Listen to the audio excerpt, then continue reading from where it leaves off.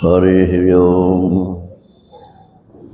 हरिः ओम् हरिः ओम्। गुरुर्ब्रह्मा गुरुर्विष्णु गुरुर्देवो महेश्वर गुरु साक्षात् परब्रह्म तस्मै श्री गुरुवे नमः। शङ्करं शङ्कराचार्यं केशवं बादरायणं सूत्रभाष्यकृतौ वन्दे भगवन्तौ पुनः पुनः। ईश्वरो गुरुरात्मेति मूर्तिभेदविभागिने व्योमवद्व्याप्तदेहाय दक्षिणामूर्तये नमः। कृष्णाय वासुदेवाय हरये परमात्मने प्रणतक्लेशनाशाय गोविन्दाय नमो नमः। गोविन्दाय नमो नमः। हरिः ओम्। नारायण नारायण नारायण नारायण।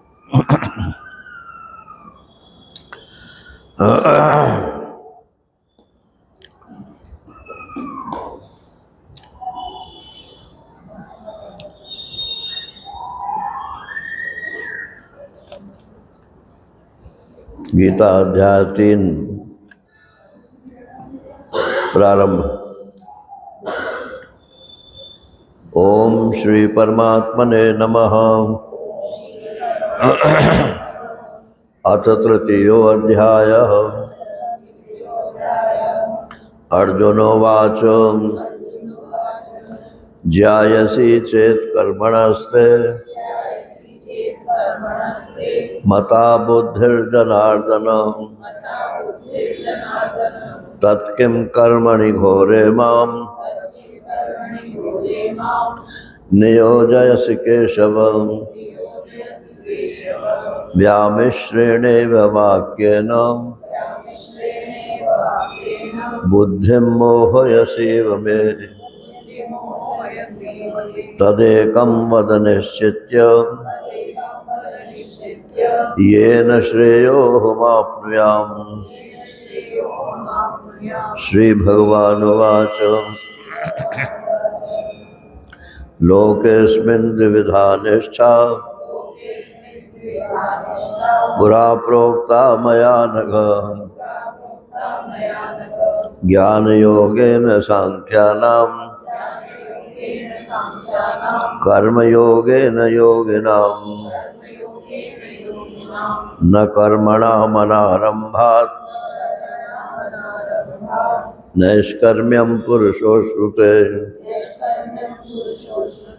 न च सन्न्यसनादेव सिद्धिं समधिगच्छति। न हि कश्चित् क्षणमपि जातु तिष्ठत्य कर्मकृत्। कार्यते ह्यवशः कर्म सर्वः प्रकृतिजैर्गुणैः। कर्मेन्द्रियाणि संयम्य य आस्ते मनसा स्मरन् इन्द्रियार्थान् विमूढात्मा मिथ्याचारः स उच्यते। यस्त्विन्द्रियाणि मनसा नियम्यारभतेऽर्जुन कर्मेन्द्रियैः कर्मयोगम् असक्तः स विशिष्यते। नियतं कुरु कर्म त्वं कर्म ज्यायो ह्यकर्मणः शरीरयात्रा विचते न प्रसिद्ध्येत कर्मणाम्। हरिः ओम्।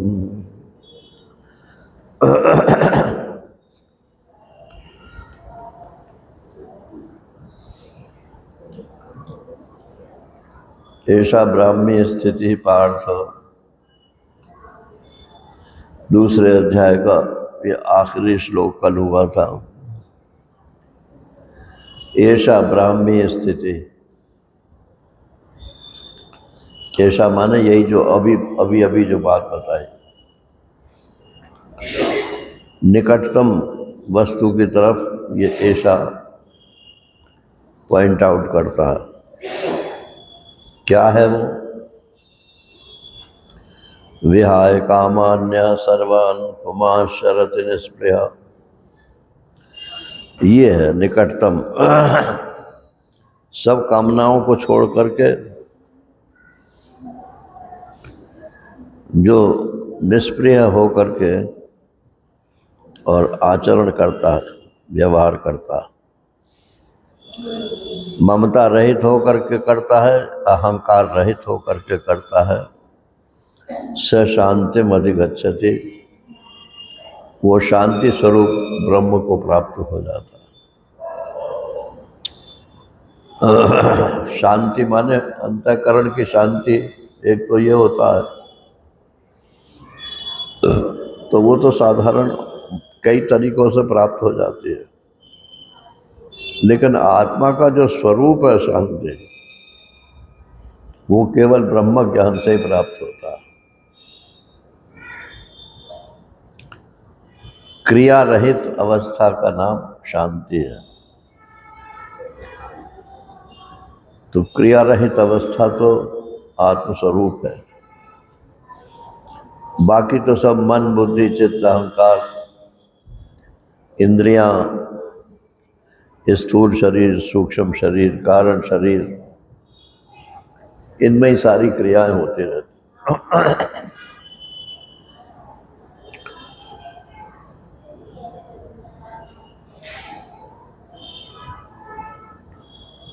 अगर खून चलना बंद हो जाए शरीर में, तो जिएगा कि मरेगा? मर जाएगा ना। तो शांति जो है ये मृत्यु का चिन्ह है।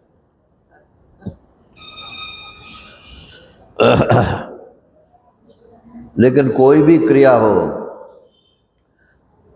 वो शांति की क्रिया जो है, शांति जो है वो उसका आधार शांति ही होगा।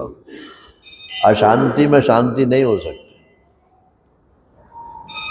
अशांति तो शांति में रहती है, लेकिन शांति अशांति में नहीं रहती।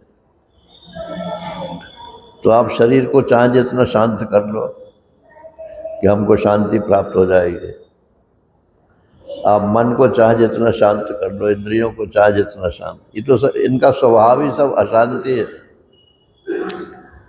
तो इनकी ही शांति करने से शांति प्राप्त नहीं होती। जिसका स्वरूप ही शांति है, व्यापक वस्तु जो होती है वो शांत होती है। जैसे महाकाश है, तो महाकाश स्वरूप से शांत।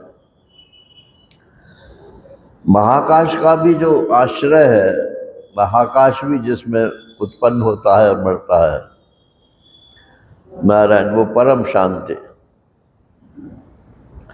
तो शांति में अधिगच्छति का मतलब ब्रह्म को प्राप्त हो जाता है, माने अपने ब्रह्म स्वरूप को वो जान जाता है। ये ऐसा ब्राह्मी स्थिति, ये ब्रह्म स्वरूप जो है यही ब्राह्मी स्थिति है। तो ऐसा जो है ये 71वें श्लोक में जो बात बताई, इसकी ओर इशारा करता। ये ब्राह्मी स्थिति है। नैनाम प्राप्य विमुह्यति, संबोधन भी यहाँ पार्थ दिया है। हे पार्थ, यही परम वस्तु है। अर्थ माने वस्तु, यही परम अर्थ है, परम प्रयोजन है जीवन। और ये स्थिति है, माने इसमें क्रिया नहीं है, स्थिति है। अच्छा, तो कितना इसमें पुरुषार्थ करें कि ये प्राप्त हो जाए? बोले इसमें सिर्फ एक बार पुरुषार्थ किया जाता है, उसी को बोलते वृत्ति व्याप्ति। ज्ञान जो है उसके दो अंग हैं, एक वृत्ति व्याप्ति और एक फल व्याप्ति।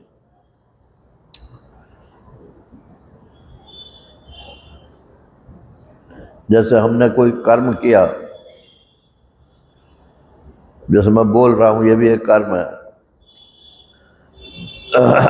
तो मैं बोल रहा हूँ, ये कर्म हुआ।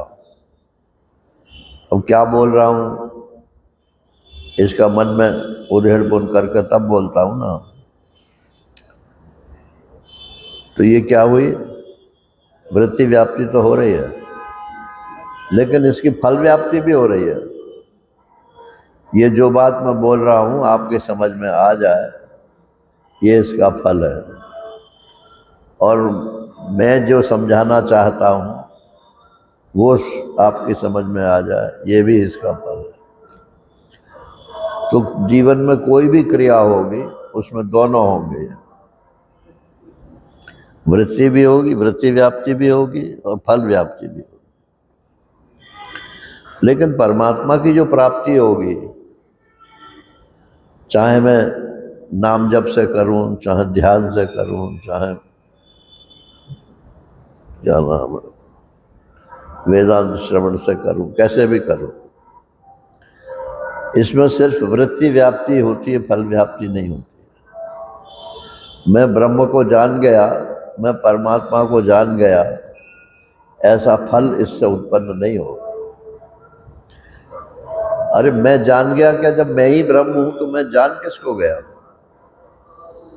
तो मैं ब्रह्म हूं, ये ज्ञान हो जाना, यही ज्ञान है।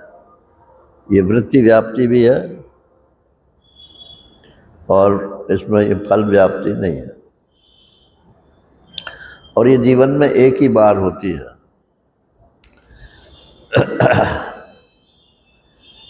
किसी ने कहा महाराज श्री से कि महाराज जी हमको ये तो ज्ञान हो गया कि मैं आत्मा हूँ, साक्षी हूँ और मैं ब्रह्म हूँ, अब हम क्या करें?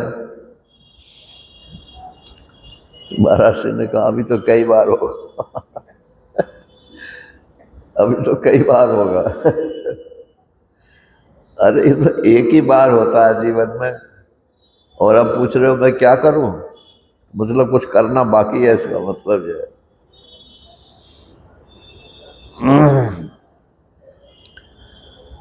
तो नैनाम प्राप्य विमुह्यति, एक बार जिसकी वृत्ति व्याप्ति हो गई फिर उसको मोह नहीं आता।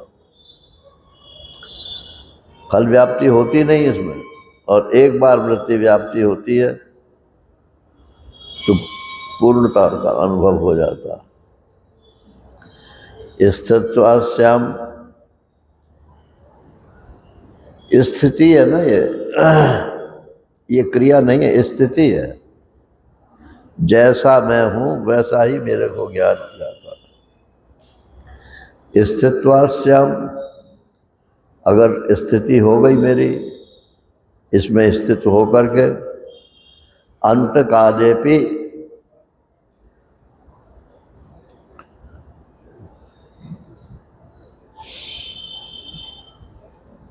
अब किसी ने कहा कि महाराज अब तो हम बुढ़े हो गए, अब तो हम प्राप्त नहीं कर सकते। बोले अभी मरे तो नहीं होना। जब तक सांस चलती है तब तक भी, अंतिम सांस पे भी यदि आपको ये ज्ञान हो गया कि मैं ब्रह्म हूँ, तो भी कल्याण हो गया, मुक्ति हो गई, आपकी मोक्ष की प्राप्ति हो गई। तो अंतिम ये अंतकाल का अर्थ भाष्यकार ने अंतिम वयस कर दिया। जीवन के अंतिम पड़ाव में भी यदि आपको ये ज्ञान हो गया तो भी आपका कल्याण हो गया।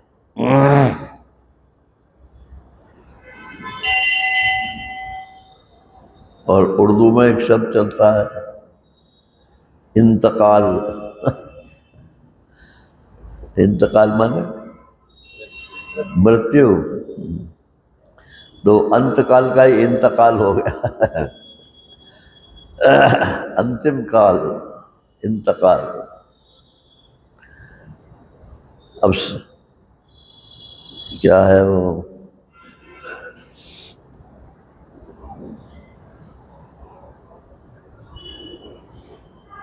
वो कौन सा श्लोक है? यम यम वापि स्मरण भावम। हाँ, यम यम वापि स्मरण भावम तत् त्यजन्ते कलेवरम तम तमैवेत कौन्तेय सदा तद्भाव भावित। तो वहाँ अंतिम काल में भी यदि आपको ये ज्ञान हो गया, परंतु सदा तद्भाव भाविता कर दिया है, तो वो थोड़ा गड़बड़ है। दूसरे वहाँ प्रसंग अगले जन्म का है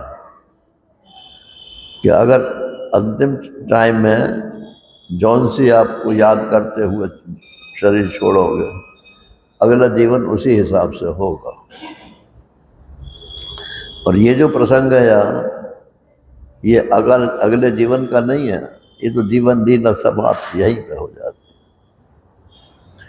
स्थित्वास्याम अंतकाले पे, मृत्यु का समय कुछ निश्चित नहीं है। तो जिस समय आपको ब्रह्म ज्ञान हुआ, बस वही अंतकाल समझना चाहिए। भले ही शरीर आपका 100 साल की उम्र पर छूटा है और आपको ज्ञान हो गया 50 साल की उम्र में, मान लो, तो 50 साल ही आपका अंतिम काल है। क्योंकि उसके बाद जो स्थिति है वो तो रिपीटिशन है। पहले जैसे जैसे सोचा है आपने, वही बार बार याद आता रहे। लेकिन ये ब्रह्माकार वृत्ति जिसको बोलते हैं, ये ऐसी है कि एक दफ़ा यदि ये ब्रह्माकार वृत्ति हो गई तो सब वृत्तियों पे ये हावी रहेगी। माने मैं अमुक, तो अमुक पीछे हो जाएगा और मैं ब्रह्म पहले हो जाएगा। मैं ब्रह्म अमुक, ये होगा। मैं ब्रह्म सन्यासी, मैं ब्रह्म गृहस्थ, मैं ब्रह्म स्त्री, मैं ब्रह्म पुरुष। इसका आप अभ्यास भी कर सकते हो। भले ही ब्रह्माकार वृत्ति ना हो, लेकिन बार बार दोहरा सकते हो। स्थित्वास्याम अंतकाले भी ब्रह्म निर्वाण मृच्छति, तो ब्रह्म निर्वाण हो जाता है। माने ब्रह्म में निर्वाण माने बुझ जाता है। जैसे दिया बुझता है तो उसकी लौ कहाँ चली जाती है? कहाँ गई लौ? व्यापक अग्नि में मिलती। व्यापक अग्नि तत्व में चली गई। ऐसे ही ये जो आत्मा है, ये शरीर जब मर गया और ब्रह्म ज्ञान हो चुका है, तो ये आत्मा कहाँ गया? तो व्यापक आत्मा जो है, जिसको ब्रह्म बोलते हैं, वो ब्रह्म रूप से स्थित हो गया। लेकिन वहाँ आइडेंटिटी आपकी कुछ नहीं रहेगी। जैसे कभी कभी दिमाग में आ जाती है बात कि अपने महाराज जी इस समय कहाँ हैं। तो बात दिमाग में आती है, अरे वो तो ब्रह्म रूप हो गए। आजकल ब्रह्मलीन शब्द चलता है, वो ब्रह्मलीन शब्द वेदांत के हिसाब से ठीक नहीं है। ब्रह्म स्वरूप तो ठीक है, ब्रह्मलीन क्या होता है? तो वो तो ब्रह्म रूप हो गए। तो कहते हैं ब्रह्म रूप हो गए और मैं कहता हूं मैं ब्रह्म हूं, तो क्या फिर मैं ही महाराज श्री हूं इस समय?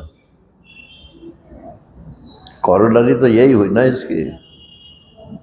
महाराज जी ब्रह्म स्वरूप हो गए और मैं ब्रह्म हूं, तो इस समय मैं महाराज जी हूं कि नहीं हूं?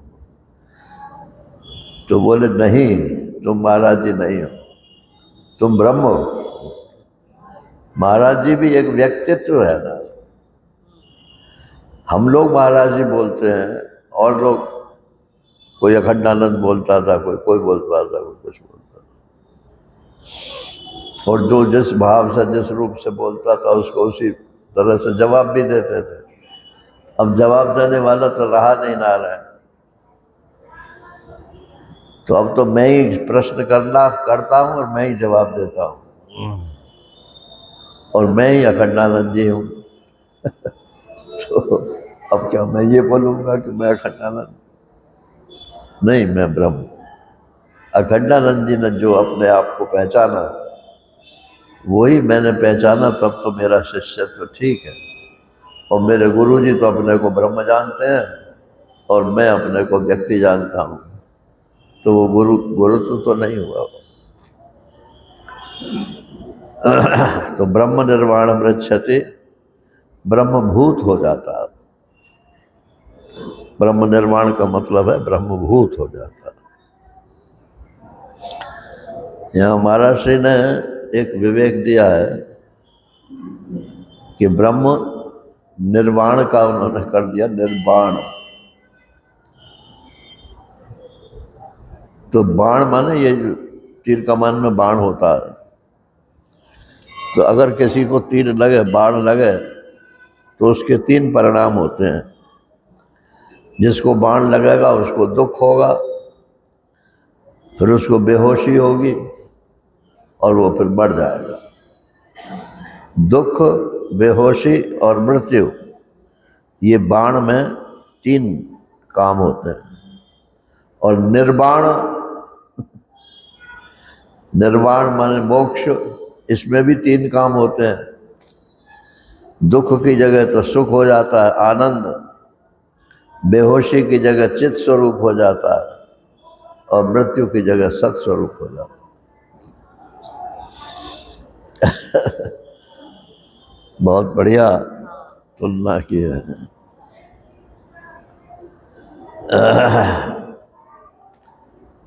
तो जिसमें ये 3 बाण नहीं है वही निर्वाण है।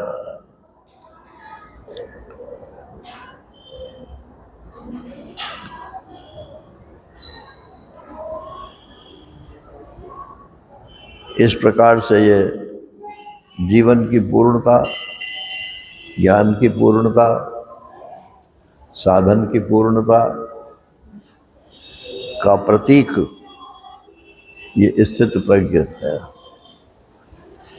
और ये स्थित प्रज्ञ एक दर्शन है, ये कथा कहानी किस्सा नहीं है ना, एक दर्शन है।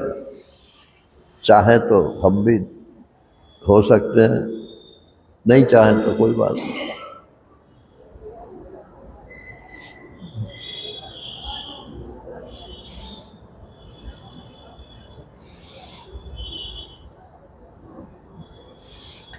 जीवन मुक्त की दृष्टि क्या होती है? महाराज श्री का एक पद है, मतलब कविता भी करते थे वो कभी कभी, तो लिख लेते थे वो, तो उसकी 2-4 पंक्ति मैंने लिखनी थी। अरे विश्व, तू मुझे लुभाने का करता है व्यर्थ प्रयास। संसार से कह रहे हैं, अरे विश्व, तू मुझे लुभाने को करता है व्यर्थ प्रयास। नहीं जानता मेरे उर में दिख रहा प्रिय का मृदुहास। मैं तेरे लोभ में आने वाला नहीं हूँ, मेरे हृदय में तो भगवान अप्रिय हास मौजूद है। भले फूट जाएं ये आंखें पर न लखेंगी तेरी ओर। भले फूट जाएं ये आंखें पर न लखेंगी तेरी ओर। देख देख ये नृत्य कर रहा मेरा प्यारा नंद किशोर।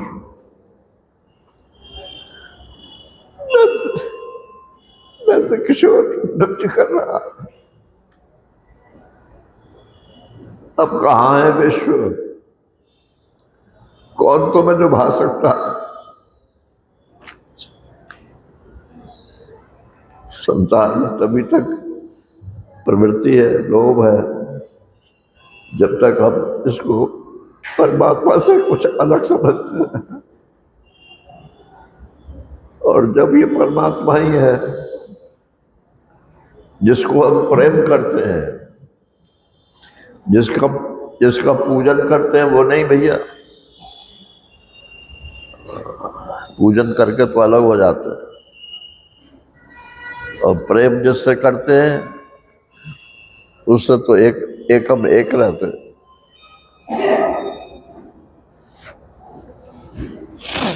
देख देख देख ये नृत्य कर रहा मेरा प्यारा नंद किशोर। लेकिन ये दूसरा अध्याय जो है ये सांख्य योग का है, ज्ञान योग का है। माने ज्ञान से, ज्ञान के द्वारा परमात्मा से योग होता है। अब कर्म के द्वारा क्या योग नहीं हो सकता, ये प्रश्न है।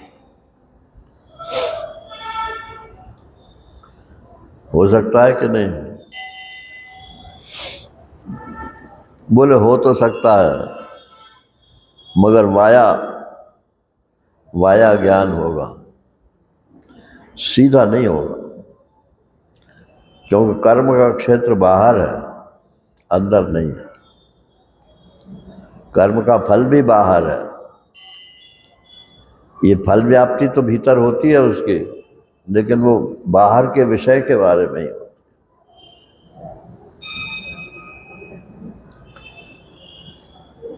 तो अर्जुन को ये शंका हो गई कि ये तो भगवान ज्ञान योग में घसीट रहे हैं मेरे को, और मैं तो उसका काबिल हूं नहीं अभी।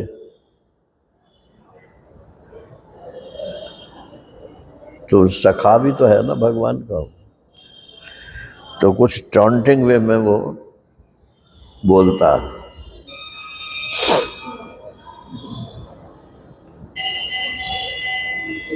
ये तीसरा अध्याय जो है ये कर्म योग का है,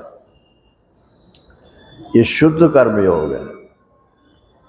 दूसरे अध्याय में कर्मण्यवाधिकारस्ते, ये भी कर्म योग है, लेकिन ये सांख्य योग के साथ मिला हुआ है।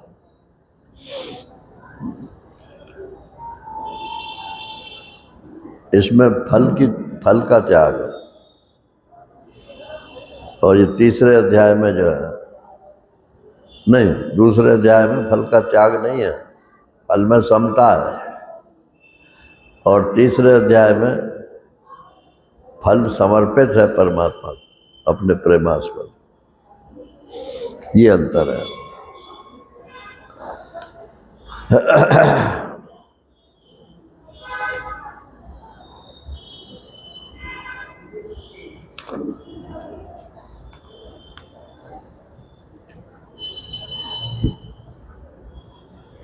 ज्यायसी चेत कर्मणस्ते मता बुद्धिर्जनार्दन।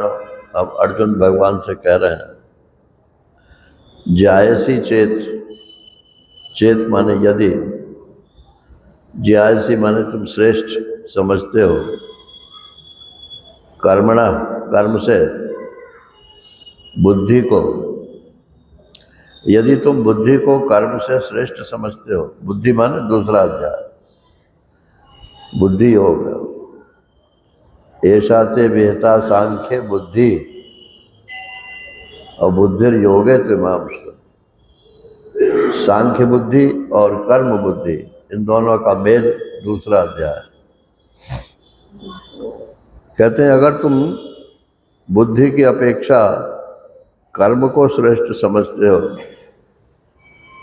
तो तत्किम कर्मणि घोरे माम, तो मेरे को तुम घोर कर्म में क्यों लगाते हो, युद्ध रूप कर्म में। माम नियोजयसि, नियोजन माने जोतते हो। जैसे बैलगाड़ी में बैल को जोतते हैं ना, या रथ में घोड़े को जोतते हैं, जबरदस्ती जोत उसमें लगना पड़ता है उसको, बैल को या घोड़े को। तो ऐसे ही आप जो है जबरदस्ती मुझे कर्म में लगा रहे हो, और अभी तक बुद्धि का गुणगान कर रहे थे। तो अगर बुद्धि श्रेष्ठ है कर्म से, तो मेरे के लिए आप ये क्यों नहीं कहते कि तू भी बुद्धि योगी हो जा? माने कर्म युद्ध मत कर, जो अर्जुन नहीं चाहता था करना। तो अर्जुन तो इसलिए नहीं चाहता था कि उसे अपने सगे संबंधी मारने पड़ेंगे, वो तो मोह के कारण नहीं करना था।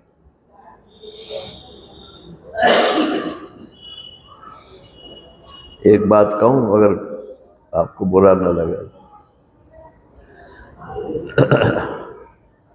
ये वैराग्य बुरा क्यों लगता है? त्याग वैराग्य जो है ये बुरा क्यों लगता है? क्योंकि अपने सगे संबंधियों को छोड़ना पड़ता। तो जो अर्जुन की समस्या है वही समस्या सबके लिए है।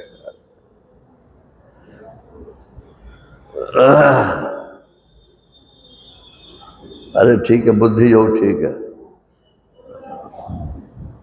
हम बुद्धि से अपने को ब्रह्म समझ लेंगे, घर बार छोड़ने की क्या जरूरत? बुद्धि से तो फिर भी समझना पड़ेगा, लेकिन वो बुद्धि योग सफल नहीं होगा यदि आप त्याग वैराग्य नहीं करोगे। और कर्म योग में कर्म छोड़ना नहीं है, कर्म की दिशा मोड़नी है, इतना अंतर है। तो कर्म योग आसान पड़ता है और ज्ञान योग थोड़ा कठिन पड़ता है।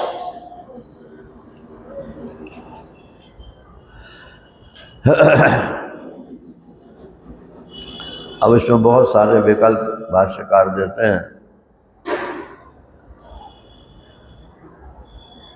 यदि बुद्धि कर्मणि समुच्यते इष्टे, दोनों का समुच्चय करो, थोड़े दिन कर्म योग कर लो, फिर थोड़े दिन ज्ञान योग कर लेना, दोनों का समुच्चय कर। यदि तुम कहते हो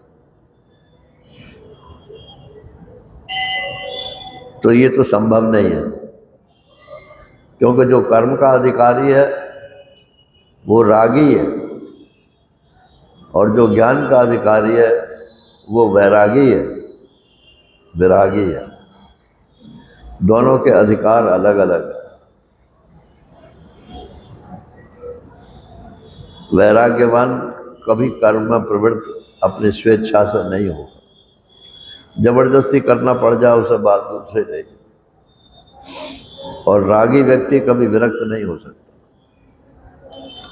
तो इसलिए दोनों का एक तो संभव नहीं है।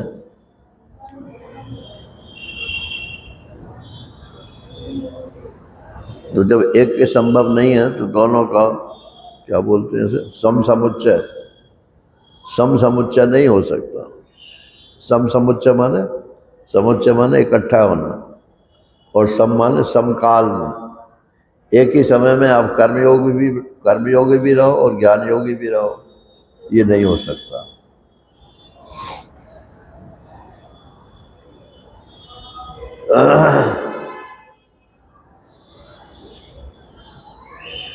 बोले 15 दिन कर्मयोगी और 15 दिन ज्ञान योगी, 1 महीना पूरा हो जाएगा।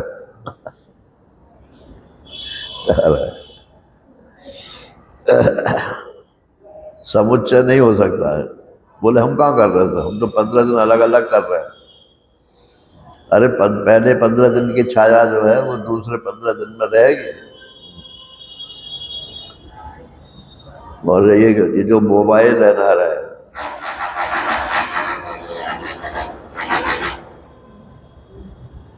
ये मोबाइल तो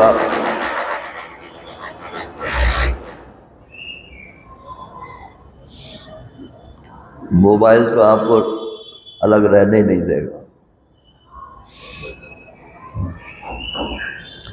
जरा सी घर से खबर आ जाएगी, सुई बिलबिलाहट शुरू हो जाएगी, और जो काम छोड़ के आए हो उसकी खबर आ जाएगी। अरे भाई वो नोटिस आ गया उसका, बस आपका मन जो है यहाँ पर नहीं लगेगा। तो समुच्चय नहीं हो सकता है। एक समय के होए भुआलू, हंसब ठठाव फुलाव गालू।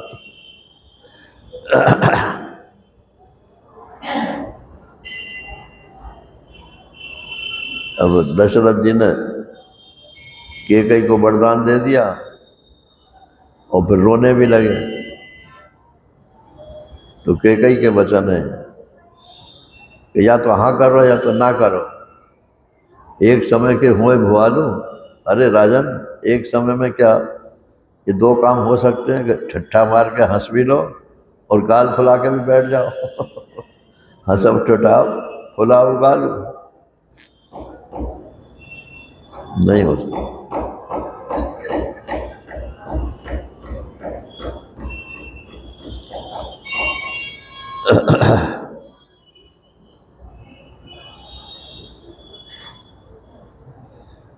बोले ज्ञान लगता तो अच्छा है, और अगर हम ज्ञानी हो गए तो पुजाई भी जरा अच्छी हो जाएगी।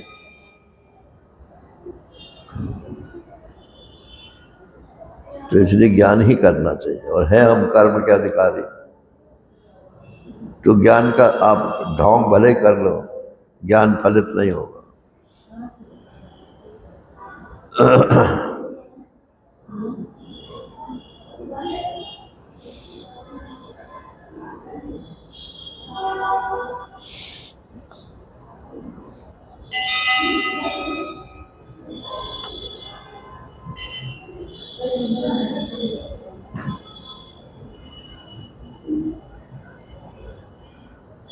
व्यामिश्रेणेव वाक्येन बुद्धिं मोहयसीव मे, तदेकं वद निश्चित्य येन श्रेयोहमाप्नुयाम्। व्यामिश्रेणेव वाक्येन, अब ये जरा दोस्ताना ढंग से बोल रहा है अर्जुन। पहले तो बोला कि आप जबरदस्ती मेरे साथ कर रहे हो, अब कहते हैं कि आप मिली जुली बातें बोलते हो नारायण। व्यामिश्रेणे माने मिली जुली बातें, कभी कर्म की प्रशंसा करते हो, कभी ज्ञान की प्रशंसा करते हो। इससे मेरी बुद्धि को आप जो है मोह में डाल रहे हो। तदेकम वद निश्चित्य, इन दोनों में जो एक निश्चय हो वो आप बोलो। येन श्रेयो अहम आपनुयाम, मगर एक बात ध्यान करना, मेरा कल्याण का मार्ग रोकना नहीं चाहिए। अब जब परम कल्याण की बात आती है तो फौरन ज्ञान मार्ग की तरफ बुद्धि चली जाती है। भाई परम कल्याण तो यही है कि मैं ब्रह्म हूँ, ये ज्ञान हो जा मेरे को। नहीं, अधिकार के अनुसार होता है। ये श्रेष्ठ होने पर भी आपको ये ज्ञान होगा ही नहीं यदि आप इसके अधिकारी नहीं हो। एक दिन मैंने कहा था अधिकार की बात।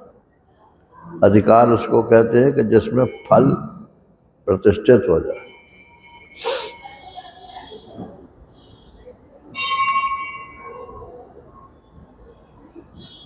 और दृष्टांत भी शायद दिया था कि आप मान लो एमए में दाखिला करवाना चाहते हो। बोले हम बीए पास हैं, तो एमए के तो अधिकारी हो गए। बोले बीए पास हो तो एलिजिबल तो हो गए, आप एमए की परीक्षा के लिए एलिजिबल हो।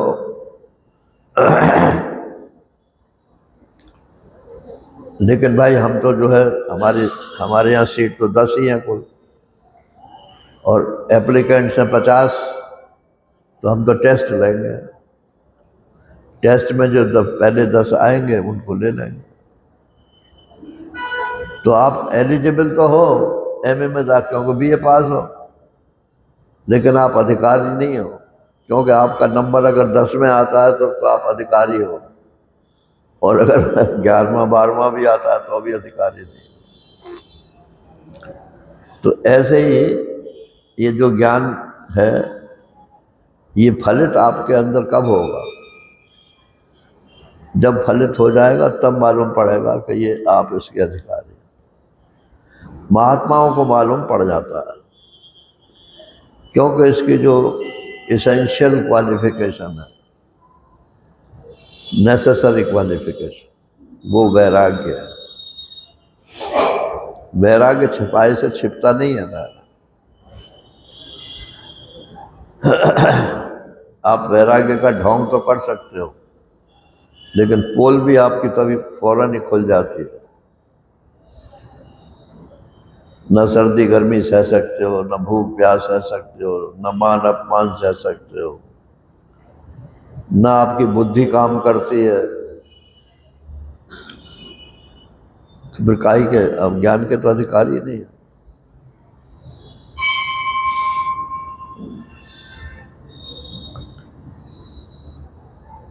तो इसलिए एक बात निश्चय करके कहिए, जिससे मेरा श्रेय माने कल्याण जो है वो मैं प्राप्त कर सकूं।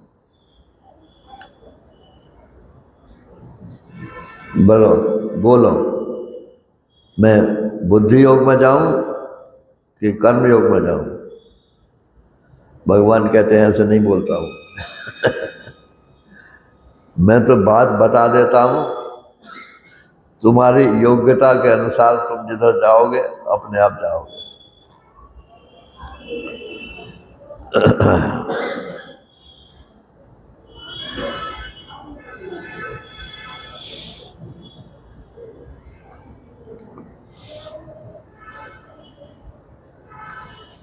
अच्छा, जरा मुझे बताना, माफ करना, पूछ रहा हूं, गीता कितने लोग पढ़ते हैं? जरा हाथ उठा दो। तो जितने लोग बैठे हैं उनमें से गिने चुने लोग ही हैं।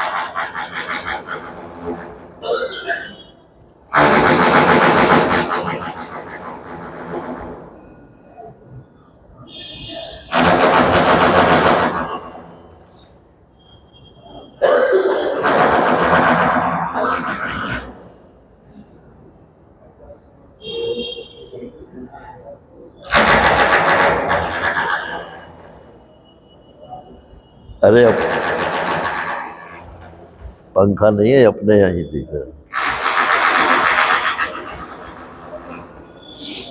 चलो खैर,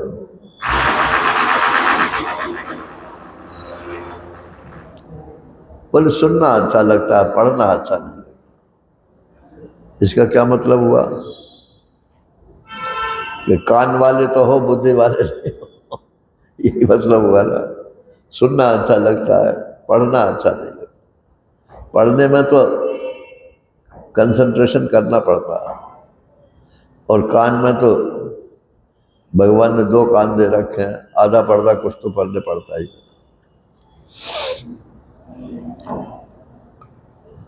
लोकेस्मिन् द्विविधा निष्ठा पुरा प्रोक्ता मया नघ, ज्ञान योगेन सांख्यानाम कर्म योगेन योगिनाम। भगवान ने कहा, अर्जुन मेरे को तुम दोष मत दो, मैं तो शास्त्र की जो बात है जैसी की तैसी तुमसे बता रहा हूं। लोके अस्मिन, इस लोक में द्विविधा निष्ठा, 2 प्रकार की निष्ठा होती है। निष्ठा माने बुद्धि जिसमें स्थिर हो जाए। नितराम क्षति, पूरी तरह से जिसमें बुद्धि स्थिर हो जाए उसको बोलते हैं निष्ठा। तो 2 प्रकार की निष्ठा है। पुरा प्रोक्ता मया, मेरे द्वारा ही वो निष्ठा 2 प्रकार की बताई गई है हे अर्जुन। ज्ञान योगेन सांख्यानाम, ज्ञान योगियों की, सांख्यों की ज्ञान योगियों के माध्यम से, और कर्म योगियों की कर्म योग के माध्यम से। मतलब एक कर्म की निष्ठा है और एक ज्ञान की निष्ठा है। और ऐसा मत समझना कि एक के मुकाबले में दूसरी बड़ी है। बड़ी छोटी का सवाल नहीं है, सवाल यह है कि हम किसके अधिकारी हैं। अब छोटा बच्चा है, उसको आप गिनती पहाड़े से सिखाते हो तो क्या होता है, पैरम्बुलेटर बोलते हैं उसे। तो बच्चा जो है वो उससे सीख जाता है।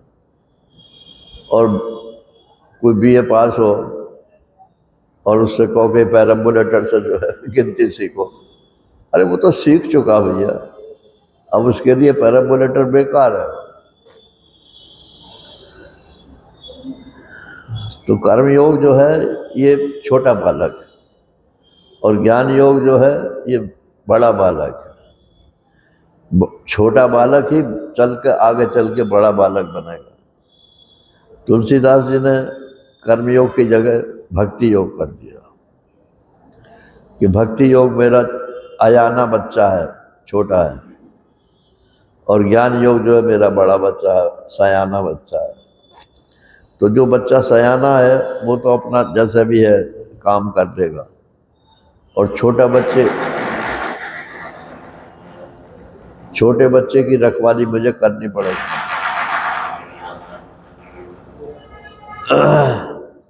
तो भक्त की रखवाली तो भगवान करता है, और ज्ञान योगी जो है वो अपने आप अपनी रखवाली करता है। मूल बात तो इतनी है कि रखवाली तो दोनों की हो ही गई ना, चाहे उसने खुद कर दी और चाहे उसने माता पिता ने कर दी, रखवाली तो दोनों की हो गई। तो ज्ञान योगे न सांख्या नाम और कर्म योगे न योग नाम। चलो अब बंद कर देते हैं भाई, अब कह रहा है बंद करो। हरि ओम पूर्णमदः पूर्णमिदं पूर्णात् पूर्णमुदच्यते पूर्णस्य पूर्णमादाय पूर्णमेवावशिष्यते। ओम शांति शांति शांति। हरि ओम श्री गुरुभ्यो नमः। हरि ओम नारायण नारायण नारायण।